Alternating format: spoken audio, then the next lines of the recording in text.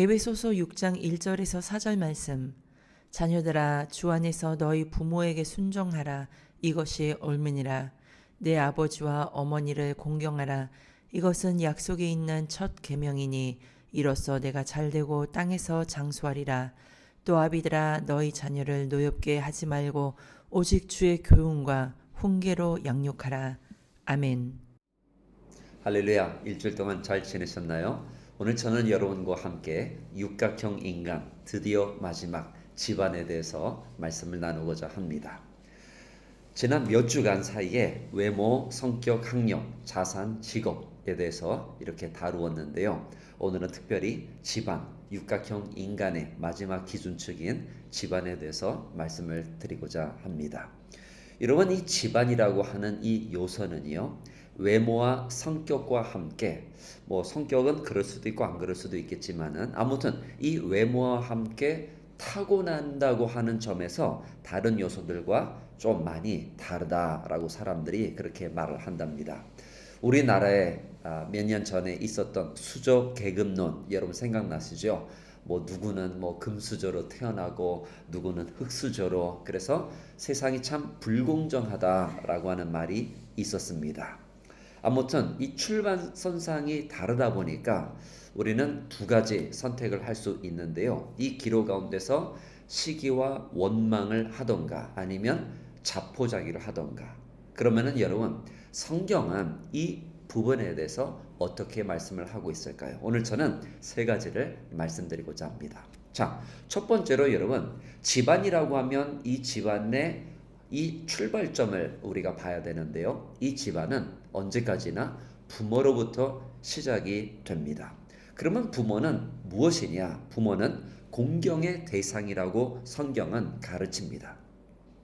돈 때문에 부모를 원망하는 것, 이것은 기독교 가치관의 관점에서 봤을 때 철저히 죄악인 것입니다.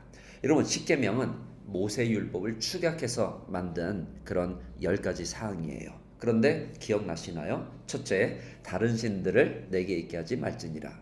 둘째, 너희를 위하여 우상을 만들지 말지니라. 세 번째, 내 하나님의 이름을 망령도에 일컫지 말지니라. 네 번째, 안식일을 기억하여 거룩히 지키라. 그리고 다섯 번째, 내 부모를 공경하라. 이랬습니다.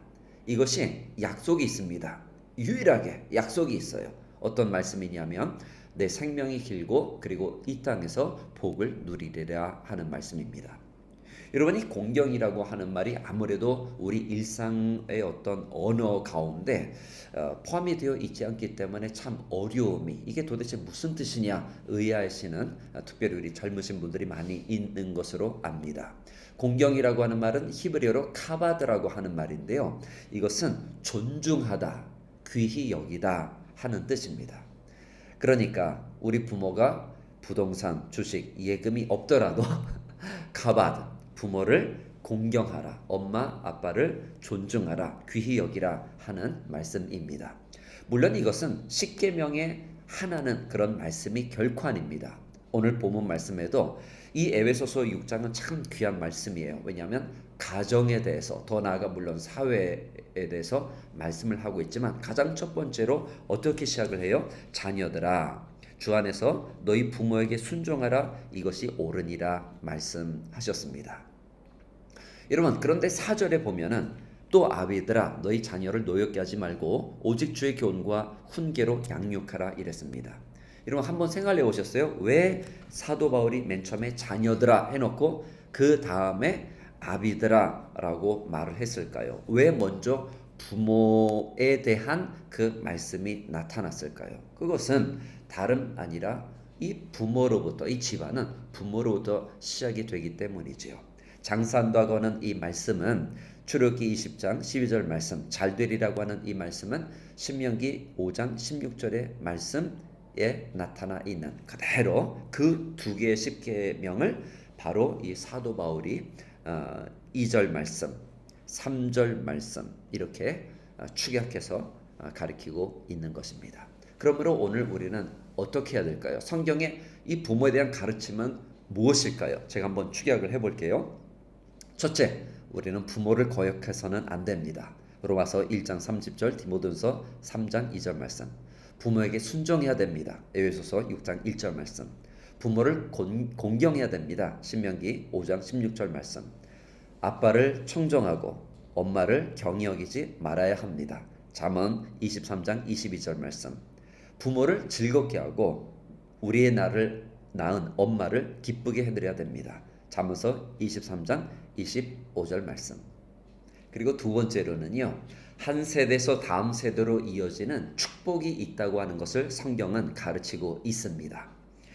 출애굽기 20장 5절 말씀에 보면 나를 미워하는 자의 죄를 갚되 4대에게 이르게 하거니와 나를 사랑하고 내 계명을 지키는 자에게는 1000대까지 이르러 내가 은혜를 베푸느니라 하는 말씀이 있습니다. 여러분, 아브라함, 이삭, 야곱, 물론 더 나아가서 요셉이 있는데요. 무엇이 떠오르시는지요? 이스라엘의 12지파, 여러분 무엇이 공통점일까요? 그것은 다름 아닌, 그리고 더 나아가 이스라엘, 특별히 유다 왕국의 왕들, 그 모든 어떤 공통점이 하나 있는데요. 그것은 바로 가족, 즉 집안이라고 하는 것입니다. 그리고 그 모든 약속의 말씀을 아브라함과 이삭과 야곱과 같은 경우에는 약속의 말씀이 똑같아요. 네, 땅을 차지할 것이고 번성할 것이고 그 약속의 말씀이 똑같이 나타나 있습니다. 그 왜 그러느냐? 한 세대에서 다음 세대로 이어지는 영적 DNA, 그 축복이 있다는 뜻입니다. 여러분, 구약 성경에 아브라함과 이삭과 야곱이 나타나 있다면 신약 성경에 이르러서는 로이스, 유니게 그리고 디모데를 들 수가 있을 것입니다. 디모데후서 1장 5절 말씀에 보면 이는 내 속에 거짓이 없는 믿음이 있음을 생각함이라. 이 믿음은 먼저 내 외조모 로이스와 내 어머니 유니기 속에 있더니 내 속에도 있는 줄을 확신하노라 이랬습니다. 똑같은 믿음이 보세요. 1세대, 2세대, 3세대로 쭉 이어지는 그 사도바울의 엄청난 영적 통찰력을 통해서 디모데의 삶 가운데 역사는 믿음의 그 영적 DNA, 그 축복을 보았던 것입니다. 여러분, 요즘 유튜브에 보면은 자기 객관화라고 하는 이 부분에 대해서 굉장히 많이 다루고 있는데요. 자기 객관화는 여러분 결국에는 무엇이냐? 집안. 그러니까 부모로부터 물려받은 그 DNA를 알아야 자기 객관화가 이루어질 수 있는 것입니다. 그러니까 나를 하나의 객체로만 보지 말고 부모로부터 흘러내려오는 그 신앙의 여정, 그 믿음의 DNA, 한 세대에서 다음 세대로 이어지는 그 축복의 유산, 여러분 이것이 얼마나 중요한지 모릅니다. 그렇기 때문에 여러분, 우리 부모가 예수님을 믿는다고 하는 것, 그리고 어렸을 때부터 저희가 하나님의 말씀으로 양육을 받았다고 하는 것이 얼마나 큰 축복인지 몰라요. 오늘 이 기준축 집안이라고 하는 것은 무슨 우리 부모가 돈이 많고, 물론 그런 것도 도움이 될 수는 있겠죠. 그러나 한 걸음 더 우리는 뛰어넘어서서 부모로부터 내려오는 그 영적인 DNA, 그 축복을 볼 수 있는 눈을 가져야 합니다. 그리고 맨 마지막 이 집안에 대해서 드리고자 하는 말씀은 세 번째로요. 시작보다는 끝이 중요합니다. 여러분 혹시 절망하셨습니까? 목사님, 저 같은 경우에는 우리 부모가 교회를 다니지도 않고 예수님을 믿지도 않습니다. 그러면 저는 어떡하지요? 절망할 필요 없습니다. 왜냐하면 여러분이 어떤 지금 시점에 있든지 간에 그 끝이 중요하기 때문에 그래요. 고린도서 5장 17절 말씀, 그런즉 누구든지 그리스도 안에 있으면 새로운 피조물이라. 보라, 이전 것은 지나갔으니 새 것이 되었도다. 아멘. 이사야 43장 19절 말씀, 보라, 내가 새 일을 행하리니 이제 곧 나타낼 것이라. 아멘. 요한복음 1장 12절 말씀, 영접하는 자 곧 그 이름을 믿는 자들에게는 하나님의 자녀가 되는 권세를 주셨으니. 아멘. 여러분, 사도 바울 기억하시죠? 사도 바울이 이룬 것이 얼마나 많이 있습니까? 사도행전에 보면 1차 선교행, 2차 선교행, 3차 선교행, 무슨 죽은 자를 일으키지를 않나, 그림자를 통해서 병자들을 고치지를 않나, 아무튼 수많은 사람들에게 복음을 전하며 그 엄청난 하나님의 역사를 일으켰던 사도 바울. 그런데 그 사도 바울이요, 뭐라고 말하는지 아십니까? 이렇게 그는 고백합니다. 형제들아, 나는 아직 내가 잡은 줄로 생각하지 아니하고 표대를 향하여 그리스도 예수 안에서 하나님이 위에서 부르신 부름의 상을 위하여 달려가노라 이랬습니다. 사도 바울도 이렇게 말했는데 저와 여러분은 어떻게 해야 되겠습니까? 여러분, 그 어떤 집안에 대해서 우리가 다룰 때 뭐 부모가 뭐 돈이 얼마나 많고 그러면은 당연히 어떤 불공정하고 그런 게 있을 수가 있어요. 그런데 그거는 시작입니다. 끝이 중요하거든요. 아무리 재벌 2, 3세도요, 여러분, 망하는 거 한순간입니다. 오늘 그렇기 때문에 우리는 항상 하나님의 주신 그 꿈과 비전을 향하여서 믿음으로 달려가는 그것이 매우 중요한 것이죠. 저는 마지막으로 이런 말씀을 드리고 싶습니다. 여러분, 올림픽 종목에서 400m 육상 경기가 있습니다. 그런데 100m 달리기와는 달리 이 400m는요, 원이 좀 크지 않습니까? 그러니까 선수의 어떤 출발선상이 다 달라요. 아니, 정확하게 말하면 다 다르게 보여요. 근데 실제로는 다 400m입니다. 예? 다 400m예요. 그러면 무엇을 가리키느냐? 이것이 우리가 바로 이와 같이 혼동을 한다는 것입니다. 혼동을. 여러분은 SNS를 통해서 이와 같이 육각형 인간, 외모, 성격, 학력, 자산, 직업, 집안 이 모든 거를 여러분이 보셨을 때 여러분의 각 기준축이 쫙쫙 뻗어 있어요? 아니면 그냥 어느 정도 뭐 어느 부분에서는 쫙 뻗어 있고 어느 부분에서는 좀 모자른데 부족한데 라고 하는 생각이 드신가요?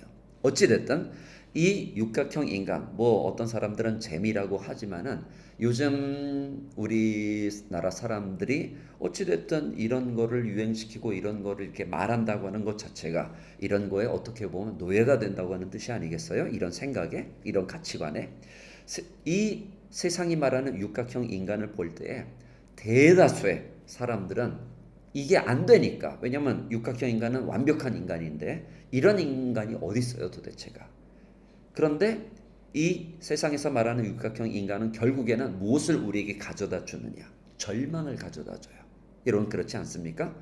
굉장히 어떤 박탈감을 느끼게 되고 이래서 나는 안 되는구나 라고 하는 그런 마음이 앞서지 않습니까?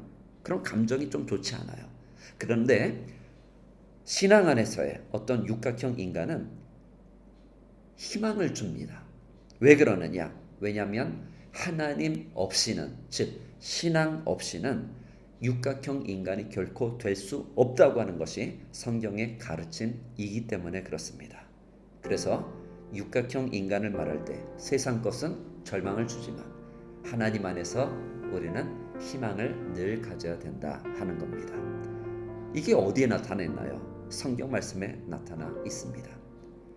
여호와의 말씀이니라. 너희를 향한 나의 생각을 내가 아나니 평안이요 재앙이 아니니라. 너에게 미래와 희망을 주려는 것입니다. 할렐루야. 오늘 육각형 인간은 하나님을 떠나서 결코 이룰 수 없습니다.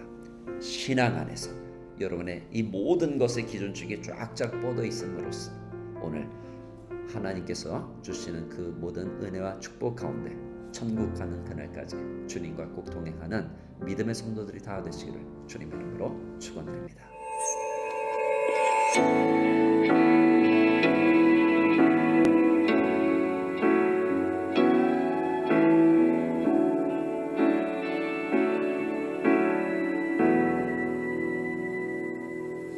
주님은 내 맘에 아픔 알아주시니 지난 밤 눈물 지워주시고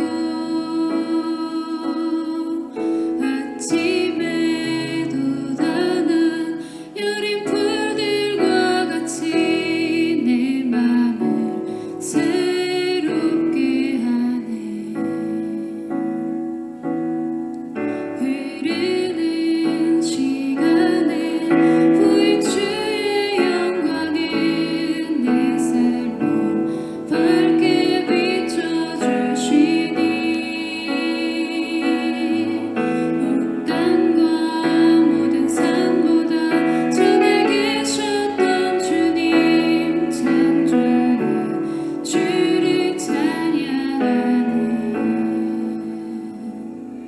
주님은 거친 바다 위 나의 영혼 두 손으로 굳게 잡아주시네.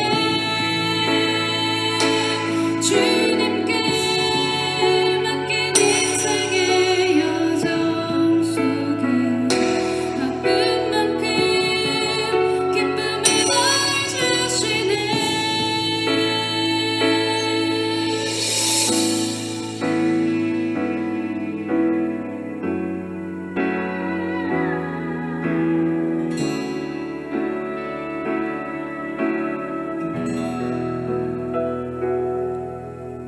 흐르는 시간에 보인 주의 영광은 내 삶을 밝게 비춰주시니 온 땅과 모든 삶보다 전에 계셨던 주님 참주히 주를 찬양하네. 주님은 거친 바다 위 나의 영혼 두 손으로 굳게 잡아주시네. 주님께 맡긴 인생의 여정 속에 아픈 만큼 기쁨을 더해주시네. 주님은 거친 바다 위 나의 영혼 두 손으로 굳게 잡아주시네.